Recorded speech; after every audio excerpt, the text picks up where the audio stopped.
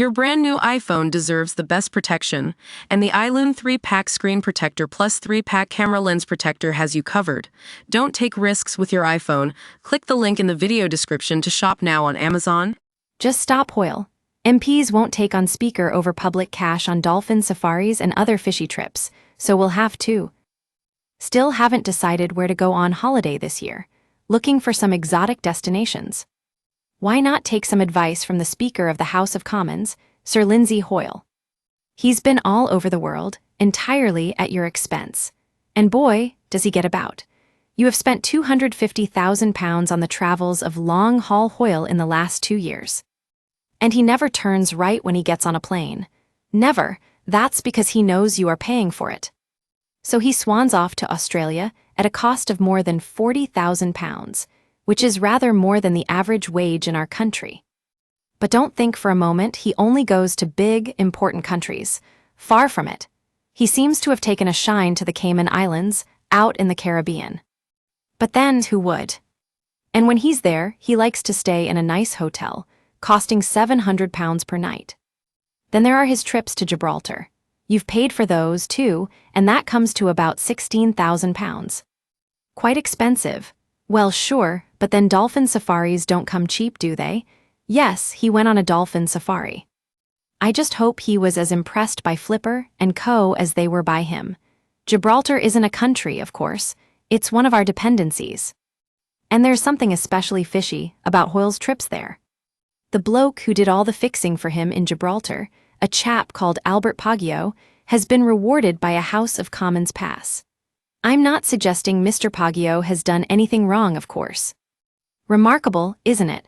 But don't dare suggest there is anything suspicious about that arrangement. You'll get your ear chewed off by Sir Lindsay's office. Some pompous ass will berate you for daring to suggest Hoyle is milking it at your expense. As far as the Gibraltar business is concerned, his office has said, "We absolutely refute any suggestion or implication of impropriety." No, you don't. You can deny it maybe for a bit, but you can't refute it. The point really is that there is no need, in Hoyle's job description, for him to go abroad. Not even for undoubtedly important meetings in the bloody Cayman Islands. He is the Speaker of the House of Commons, a venerable position.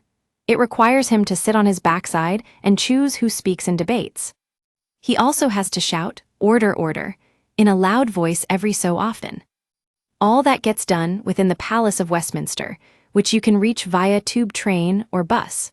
This does not require a long session in the first-class lounge at Heathrow. He has some cause to meet parliamentarians from abroad, but I'm not sure what is so pressing that he is required to go to the Cayman Islands, still less Gibraltar. Maybe he was advising those dolphins on how to conduct their political affairs, who knows? No MPs will have a go at him, because they fear his speakerly wrath. But my good mate Kevin O'Sullivan, the brilliant broadcaster from Talk TV, has launched a campaign. It's called Just Stop Hoyle. It's one we can all get behind, because he needs to be stopped. It is yet another example of our elected elite believing the rules don't apply to them. And that they can spend your money any which way they like, £250,000 in 2 years. Sheesh, think of the air miles you've bought him. A big shout-out to Wonky Donkey and his missus. I met them on the train from London to Newcastle on Monday. Wonky was about 70 years old and had an AC/DC ringtone on his phone. He also had Wonky Donkey tattooed on his arm. I asked him who Wonky Donkey was. "Why, it's me, man. I've only got one leg, you see, so I tipple over a lot." These two, like almost the entirety of the train, were jubilant Newcastle United fans making their way home after their team's Carabao Cup final win over Liverpool on Sunday.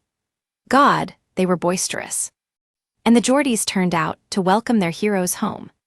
First trophy win in 55 years, and they really made the best of it. Just imagine how happy they'll be if they ever win a serious trophy. All credit to Work and Pensions Secretary Liz Kendall and the Labour government for at least scratching the surface of our utterly unsustainable benefits bill. The Labour lefties succeeded in watering down Liz's proposals, but even the mere recognition we have a problem is welcome. For me, the heart of the issue is overdiagnosis. Too many people are told they have mental health problems, when it's simply the everyday woes we all associate with living.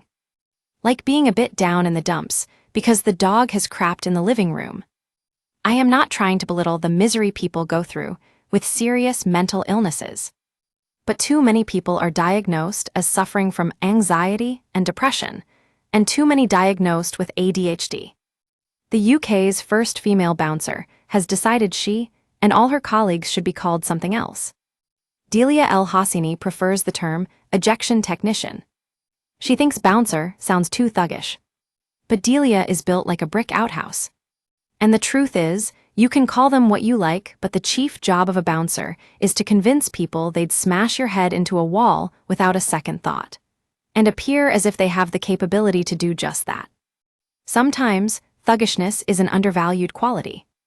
It used to be every kid's dream to be an astronaut. But I wonder if any children think the same thing today. I wondered about this when I saw those poor astronauts recovered after being dumped in the sea. They'd been up in that capsule for over 8 months longer than expected, just floating around the Earth at 16,000 mph. No aliens, no playing golf on the moon, no comet to destroy with high explosives before it smashes into the Earth. It looks, from here, the most boring and irritating job you could ever wish to do, doesn't it?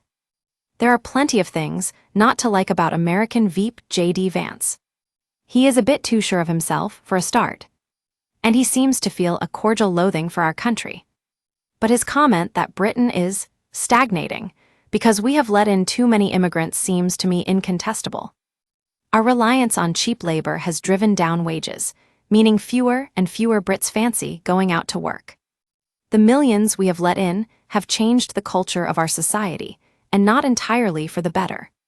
When will someone put a stop to it?